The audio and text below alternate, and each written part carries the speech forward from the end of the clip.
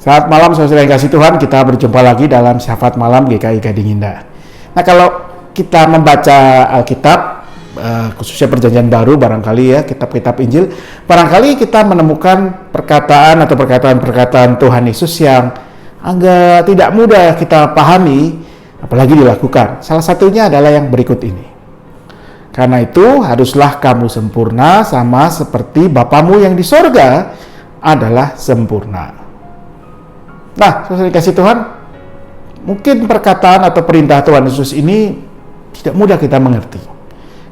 Kenapa Tuhan meminta kita menjadi sesuatu yang sempurna? Karena kesempurnaan itu kan rasanya sesuatu yang mustahil ya kita dapatkan, kita peroleh, kita bisa lakukan. Kita ini manusia yang terbatas, penuh kelemahan, cacat celah, sedangkan sempurna itu biasanya kan kita bayangkan sesuatu yang perfect, ya tidak ada cacatnya, tidak ada celahnya. Apalagi ia memasang standar yang sangat tinggi ya. Seperti Bapamu yang di sorga adalah sempurna. Ya kita mengerti Allah Bapa di sorga, Tuhan adalah sempurna. Tapi bagaimana kita mau menjadi sempurna? Nah, menurut saya ayat ini akan lebih baik kita mengerti kalau kita memahami kata yang dipakai di sini. Kata yang dipakai dan diterjemahkan menjadi sempurna adalah kata yang berasal dari bahasa Yunani, yaitu kata teleios. Ya, betul, kata teleios ini bisa diterjemahkan menjadi perfect, ya, tidak ada cacat celahnya. Tapi pengertian teleios yang paling mendekati makna sebenarnya adalah bahwa teleios ini bermakna sesuatu yang memenuhi tujuannya. Fulfill its purpose, ya, mencapai tujuannya. Kira-kira seperti apa contohnya? Nah, saya punya satu cerita ya, udah cukup lama ya, mungkin 10-an tahun lalu, seorang teman saya bercerita seperti ini ke saya. Dia punya teman, dan temannya itu satu hari menyombongkan diri bahwa dia baru saja membeli telepon genggam yang mereknya BlackBerry ya. Anda ingat seperti ini ya. Nah, dulu kita banyak sekali menggunakan telepon seperti ini ya, logonya Anda mungkin ingat juga seperti ini. Ya, dulu sangat populer telepon ini. Sekarang sudah nyaris tidak ada yang menggunakannya ya. Dan waktu itu temannya baru membeli satu tipe BlackBerry yang paling baru, paling mahal, paling mewah, paling canggih, dan yang belum masuk resmi di Indonesia. Jadi harganya, Anda tahu ya, kalau barang belum resmi masuk, orang Indonesia suka membelinya dengan harga yang berlipat-lipat. Dia menyombongkan, nih paling keren nih ya, layarnya gede ya, kameranya bagus, bisa mendengarkan musik dengan enak dan sebagainya. Teman saya ini ya, dia rada kesel sebetulnya dengan temannya ya, tapi ya sudahlah, itu temannya. Lalu dia tanya, coba dong gue minta pin BBM lo ya, BlackBerry Messenger ya. Anda masih ingat dulu kalau kita mau berkomunikasi dengan seseorang lewat layanan BlackBerry Messenger, kita mesti tahu nomor pinnya. Gimana nih caranya nih? Gue belum pernah pakai BlackBerry. Ya sini, coba minta pinjam punya lo. Lalu teman saya mengeluarkan nomor pinnya, dia catat di ponsel BlackBerry dia juga sudah punya BlackBerry. Lalu dia coba kirim pesan. Dan entah kenapa pesan yang dikirim itu tidak terkirim-kirim, ya ada tandanya. Dia sudah kirim, tidak diterima oleh BlackBerry kawannya itu. Lalu dia penasaran, dia tanya, kok gue kirim pesan ke lo nggak masuk-masuk? Lo udah bayar belum layanan BlackBerry Messenger lo? Jangan-jangan lo belum bayar tagihan. Terus temannya ini menyaut, memang aku tidak langganan, memang gua nggak langganan tuh layanan BBM, ngapain beli lagi paket BBM, kan gua udah langganan paket selulernya yang biasa. Ya, teman saya, ya ampun, mau sampai Tuhan Yesus datang kembali juga nggak bakal kekirim tuh pesan ya. Temannya itu tidak langganan layanan BlackBerry Messenger ya. Anda tentu ingat waktu itu bukan cuma sekedar harus punya berlangganan paket seluler, Anda juga harus berlangganan paket BlackBerry Messenger kalau mau menggunakan layanan BlackBerry Messenger. Jadi BlackBerry si temannya itu ya, biarpun paling canggih, paling mahal, paling eksklusif, tapi tidak memenuhi teleiosnya. Karena tidak bisa digunakan untuk berkirim pesan dengan layanan BlackBerry Messenger. Itu teleios.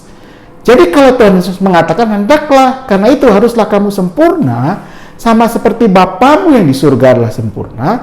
Sebenarnya Tuhan Yesus mengatakan supaya kita ini dipanggil, Tuhan sedang mengajak kita untuk menjadi orang-orang yang bisa mencapai tujuan yang Tuhan kehendaki dalam diri dan hidup kita.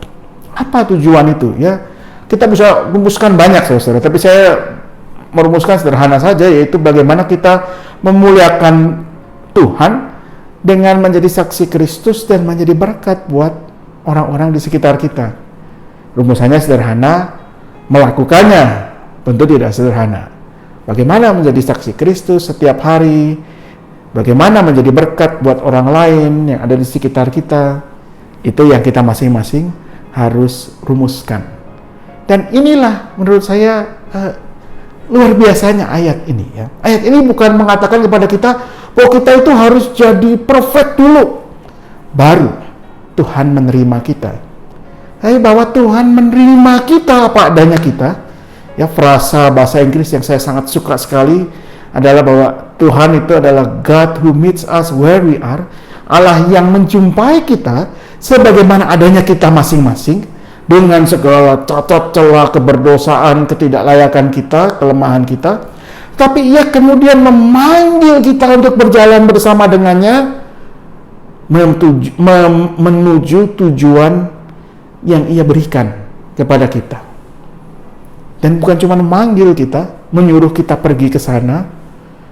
Allah adalah Allah yang berjalan bersama kita dalam Tuhan Yesus Kristus.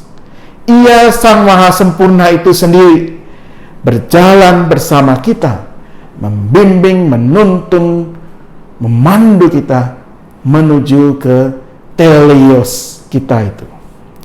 Dan mungkin perjalanan ini adalah sebuah perjalanan yang sifatnya lifetime, ya. Seumur hidup kita akan berjalan bersama dengan Kristus menuju ke kesempurnaan itu. Karena itu ini adalah sebuah panggilan yang harusnya tidak membuat kita jadi stres, ya. Sekali lagi, kesempurnaan itu bukan prasyarat. Kalau syarat atau prasyarat itu kalau kita nggak punya, kita nggak bisa masuk. Orang mau jadi polisi, menjadi tentara, ada syaratnya. Tingginya minimal 160 sekian. Ya, harus tidak menggunakan kacamata misalnya, tidak buta warna. Tapi menjadi murid Kristus, kesempurnaan itu bukan syarat, tapi tujuan yang mau dicapai bersama. Bersama dengan Kristus sendiri, Sang Maha Sempurna itu. Maka betapa indahnya perjalanan hidup kita. Karena Ia yang sempurna itu mau berjalan bersama kita menuju tujuan kesempurnaan. Maukah kita berjalan bersama dengannya? Mari kita berdoa. Ya Tuhan, kami mau berdoa untuk kehidupan bersama kami sebagai bangsa dan negara. Di tengah berbagai tantangan yang ada, baik situasi pandemi yang masih belum selesai, baik situasi sosial politik yang kadang memang membuat kami juga gerah melihat pribadi-pribadi yang hanya mengutamakan kepentingan politiknya yang sempit, kepentingannya yang hanya sesaat. Tapi biarlah dalam semua itu kami tidak putus asa, tidak kehilangan harapan untuk mau terus berdoa dan berupaya melakukan yang terbaik seturut dengan kapasitas dan apa yang Tuhan sudah percayakan kepada kami.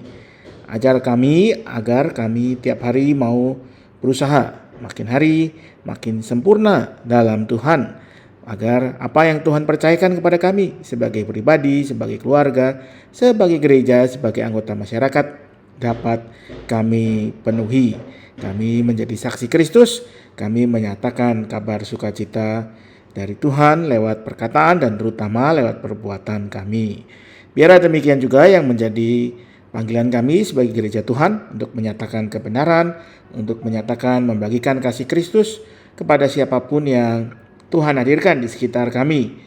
Biarlah juga dengan demikian itu yang menjadi semangat setiap hal yang kami kerjakan sebagai gereja, setiap pelayanan dilakukan oleh gerejamu, setiap hal yang kami kerjakan sebagai gereja Tuhan dalam keluarga-keluarga kami. Karena itu kami juga memohon berkat penyertaan Tuhan untuk setiap keluarga kami, baik di tengah situasi ekonomi, tengah pergumulan akan mata pencaharian atau pekerjaan kami atau usaha kami, di tengah berbagai pergumulan akan kondisi kesehatan kami atau anggota-anggota keluarga kami, di tengah berbagai tantangan bagi kehidupan dan relasi di antara anggota keluarga yang kadang di tengah pandemi justru mengalami berbagai tantangan yang tidak mudah.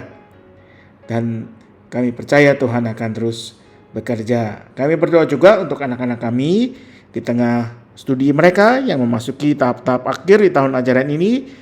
Tuhan berkati, Tuhan pimpin, Tuhan berikan apa yang mereka butuhkan untuk bisa belajar dengan sebaik-baiknya. Beri hikmat kepada kami semua sebagai para orang tua untuk membimbing, menuntun, mendampingi mereka.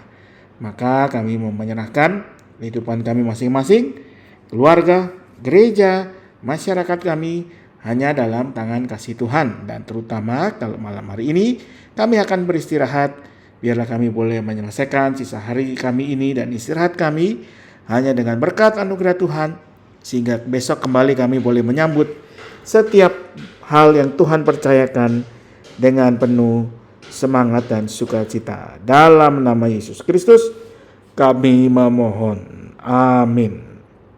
Demikianlah saudara-saudara persekutuan doa malam kita hari ini. Selamat beristirahat. Biarlah malam hari ini kita boleh mengistirahatkan diri kita dengan baik, dengan tenang, dan esok kembali kita menyambut panggilan yang Tuhan berikan dan percayakan kepada kita. Setiap hari kita berjalan bersama Kristus menuju pada tujuan yang Ia berikan. Selamat malam, Tuhan memberkati selalu.